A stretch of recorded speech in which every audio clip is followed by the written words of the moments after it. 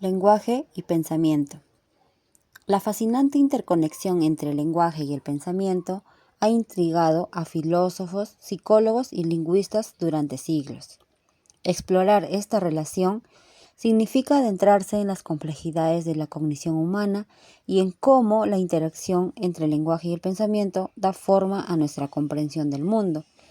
Al igual que con la controversia entre naturaleza versus cultura, los investigadores han debatido durante mucho tiempo la relación entre lenguaje y pensamiento, lo que nos deja con las siguientes interrogantes. ¿El lenguaje es un mero instrumento para expresar pensamientos preexistentes? ¿Influye el lenguaje en la forma de pensar de las personas? ¿Son los animales capaces de aprender un lenguaje? Lenguaje. El lenguaje, en su esencia, es un sistema complejo de comunicación que permite a los humanos transmitir ideas, pensamientos y emociones. Se compone de varios elementos interrelacionados, incluyendo 1. La fonética, que es el estudio de los sonidos del lenguaje. 2. La fonología, que vendría a ser el estudio de la organización de los sonidos en un sistema de lenguaje. 3. La morfología, es el estudio de la estructura de las palabras. 4. La sintaxis es el estudio de cómo se combinan las palabras para formar oraciones. Pensamiento. El pensamiento, por otro lado, abarca una amplia gama de procesos mentales que incluyen la percepción, la memoria, la atención, el razonamiento y la resolución de problemas. Es un proceso complejo que nos permite procesar información, formar conceptos, crear ideas y tomar decisiones. Hablemos de la percepción. La percepción es la interpretación de los sentidos, la memoria, almacenamiento y recuperación de información, la atención, concentración en información específica, el razonamiento es usar la lógica y argumentación, y la resolución de problemas es encontrar soluciones a desafíos. Los psicólogos no pueden negar la influencia del lenguaje en la resolución de problemas, la cognición y la memoria. A veces, un problema puede simplemente formularse de manera diferente para que la solución resulte obvia, y la memoria ciertamente se almacena en términos de la semántica del lenguaje.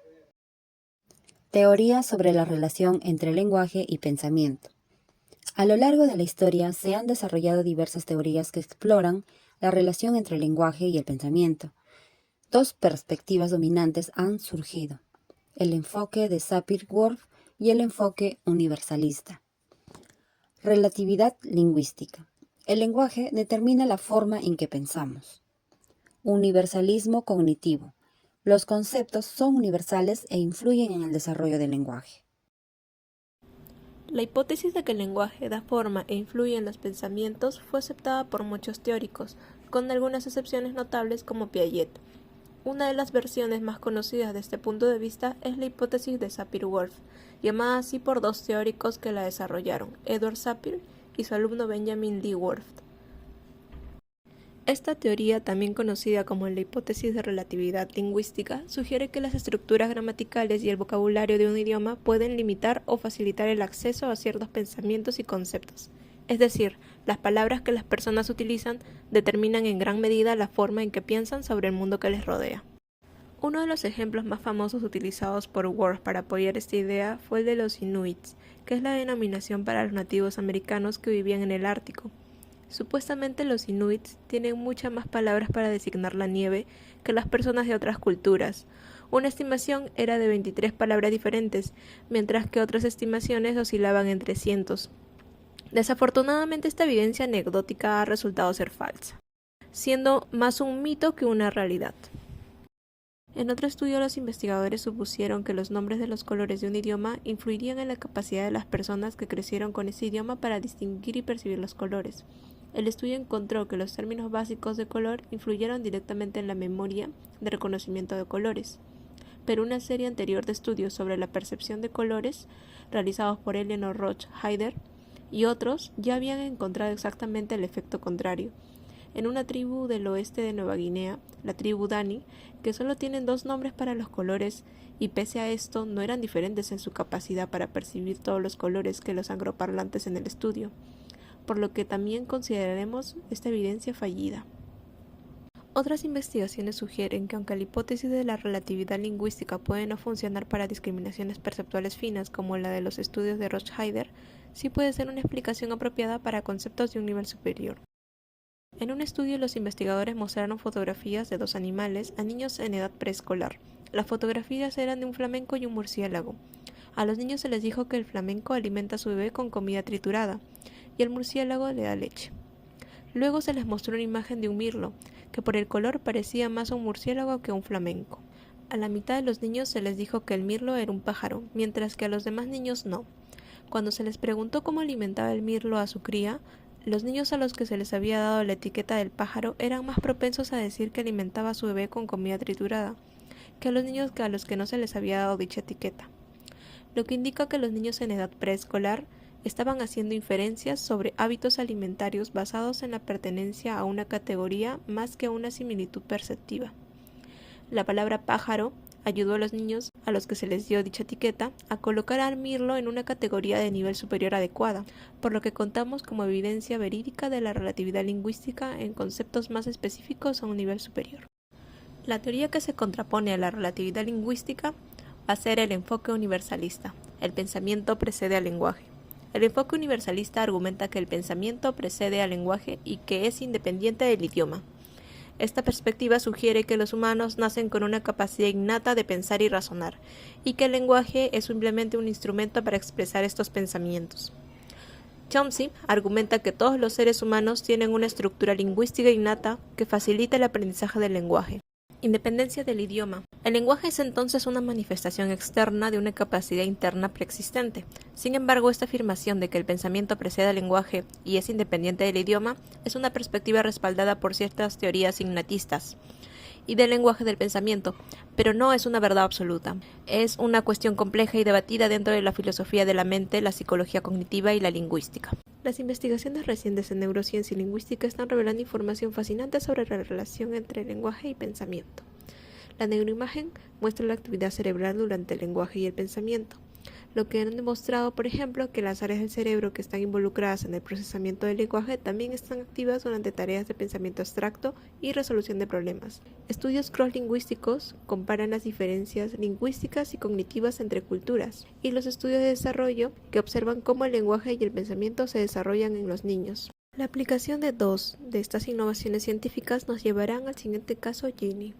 En California, año 1970, salió a la luz el caso real conocido que más se ha aproximado al experimento prohibido. Se trata de Ginny, un ejemplo extremo de privación que plantea la dicotomía innato versus adquirido en el lenguaje.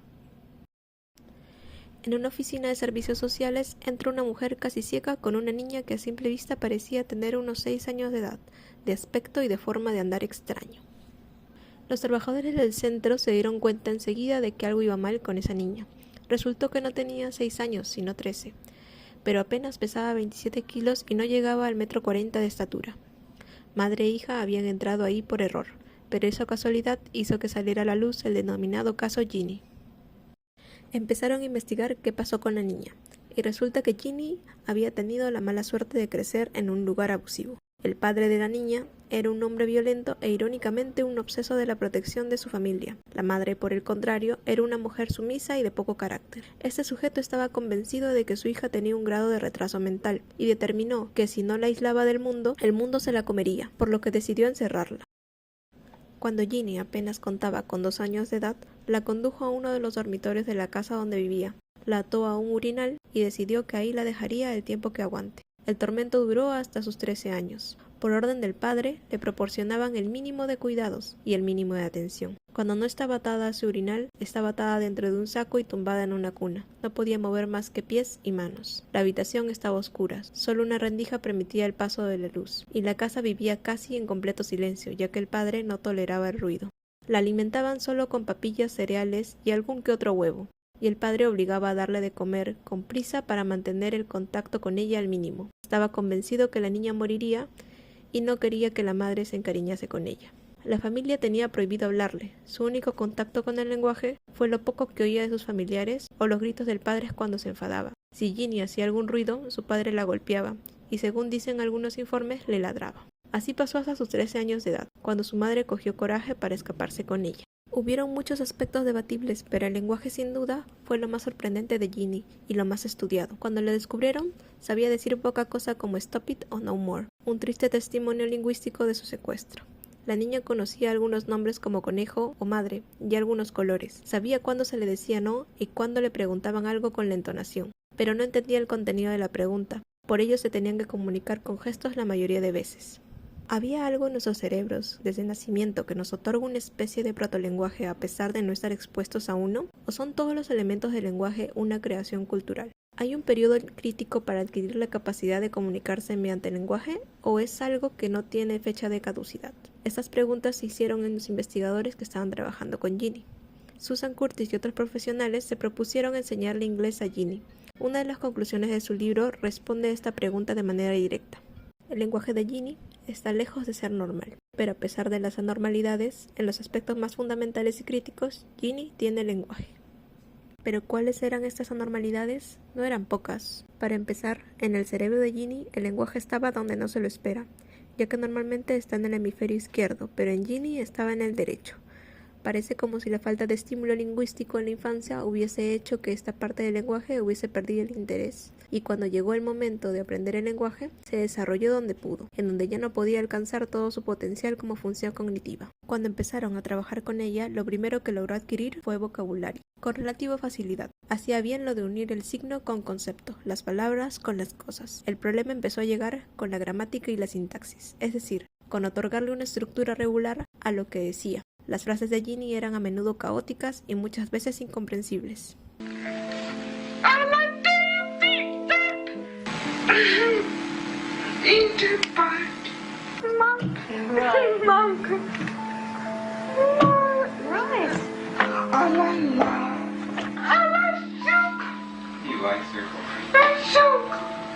I will see Mama Saturday. Right. A pesar de que Curtis trató con constancia arreglar estas construcciones caóticas, Ginny nunca manejó correctamente la gramática inglesa. Era como si de niña hubiese inventado sus propias reglas para el lenguaje, y le fuese imposible ya de grande abandonarlos. Ginny hablaba su propio inglés, por lo que el caso Ginny no es el experimento prohibido perfecto, ya que no solo estuvo aislada y deprimida, sino también maltratada. No podemos discernir si las carencias en su desarrollo se debían a la falta de estimulación ambiental, a factores como la malnutrición, o si padecía algún tipo de discapacidad de base. Por ello, las conclusiones que se atrevieron a sacar los profesionales que trabajaron con ella son escasas. Por lo general, se acepta el caso Ginny como un apoyo a la hipótesis de la existencia de un periodo crítico para adquirir la capacidad de comunicarse mediante el lenguaje. Un periodo durante la infancia, fuera del cual luego es difícil interiorizar las reglas para empezar a usar un primer lenguaje. Dado que en los 70 fue realizado el experimento prohibido con Ginny, se sostuvo en el tiempo las ganas de conocer qué relación existe entre lenguaje y pensamiento, por lo que se dieron paso a considerar enseñarles lenguaje a los animales, ya que muchos tenían la duda de si se puede enseñar a los animales a utilizar símbolos abstractos. Ha habido intentos de enseñar a los animales, primates y delfines cómo usar el lenguaje de señas, ya que los animales carecen de la estructura vocal para formar las palabras habladas. Pero muchos de estos intentos, como en el caso de Ginny, simplemente no fueron buena ciencia. El más exitoso de estos experimentos, que tampoco está exento de críticas, ha sido con Kanzi, un chimpancé bonobo entrenado para presionar símbolos abstractos en el teclado de una computadora. En realidad, Kanzi no fue el sujeto original del estudio. Su madre, Matata, era el chimpancé que estaba siendo entrenado. Ella no aprendió mucho de los símbolos, pero Kanzi observó a su madre usar el teclado y pareció aprender a usar los símbolos a través de esa observación. Los resultados de este experimento concluyeron que Kanzi podía entender unas 150 palabras habladas en inglés y había conseguido seguir correctamente instrucciones complejas hasta el nivel de un niño de 2 años. Otros estudios con delfines y loros también han tenido cierto éxito, pero ¿es un lenguaje real? La respuesta parece ser un sí con reservas. La salvedad es que ninguno de los animales que ha logrado el éxito hasta ahora pueden compararse con el nivel de desarrollo del lenguaje de un niño humano de 3 años. Sin embargo, los lingüistas todavía debaten si estos animales realmente están aprendiendo el lenguaje o si aprenden a usar la sintaxis, que es combinar palabras en oraciones gramaticalmente correctas y ser capaces de comprender las diferencias entre oraciones. Hasta el momento no hay pruebas concluyentes de que alguno de los animales entrenados en el lenguaje haya sido capaz de dominar la sintaxis.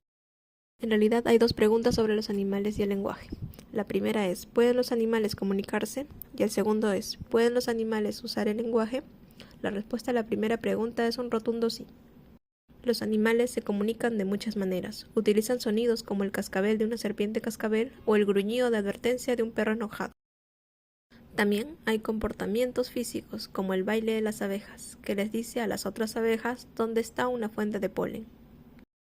Pero la respuesta a la segunda pregunta es más complicada, porque el lenguaje se define como el uso de símbolos, y los símbolos son cosas que representan algo más. Las palabras son símbolos, y los gestos pueden ser símbolos también. Pero los gestos utilizados por los animales son instintivos, lo que significa que están controlados por la estructura genética del animal. La abeja que hace el baile está controlada completamente por el instinto, al igual que el perro que gruñe. En el lenguaje humano, los símbolos se utilizan de una forma bastante deliberada y voluntaria, no por instinto, y los símbolos abstractos no tienen significado hasta que la gente les asigna un significado propio. Lo que nos lleva a concluir que la importancia de comprender esta relación, que si bien el lenguaje es una herramienta fundamental para expresar nuestros pensamientos, también tiene un impacto significativo en la forma en que pensamos y percibimos el mundo. Las investigaciones actuales están arrojando luz sobre los mecanismos neuronales y computacionales que sustentan esta relación, lo que nos permite comprender mejor cómo estas dos funciones cognitivas se influyen mutuamente. Comprender esta relación es crucial para avanzar en diversos campos y desarrollar una comprensión más profunda de la mente humana.